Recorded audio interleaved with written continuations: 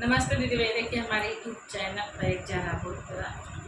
पसंद है तो लाइक शेयर करना घंटी ना भूलो, घंटी जरूर फुल देखिए और आगे बढ़े शेयर जरूर करें। फुलौज में देखिए देवर मेरा क्या कर रहा है। जब हम जाई हो यार बाजारिया, जब हम जाई हो यार बाजारिया, पीछे पीछे जाला छोटका देवा रवाना, पीछे पीछे जाला छोटका देवा रवाना, देवा रवाना हो देवा रवाना, उतरो वेल खेल बगुन गुनवाना, उतरो वेल खेल बगुन गुनवाना, गुन गुनवाई देई के में देवर के बजावलो, गुन गुनवा देवर के देवर के चुपवावलो, गुन गुनवाई देई के देवर के चुपवावलो।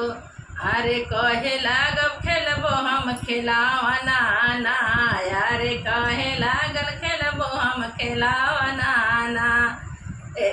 कहे लागल अरे झूलबो झूलानवाना, यारे कहे लागल झूलबो हम झूलानवाना, झूलानवाना हो झूलानवाना, देवर रोवे लागल झूलबो हम झूलानवाना,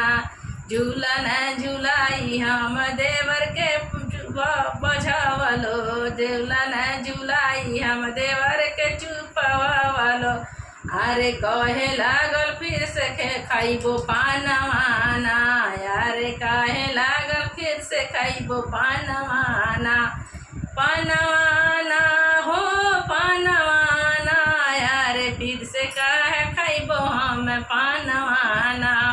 पानवाही देई के देवर चुपवावलो, पानवाही देई के देवर के चुपवावलो।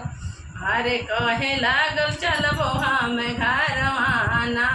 अरे कहे लागल चलबो हम घरवाना, घरवाना हो घरवाना, अरे कहे लागल चलबो हम घरवाना, अरे कहे लागल चलबो हम घरवाना।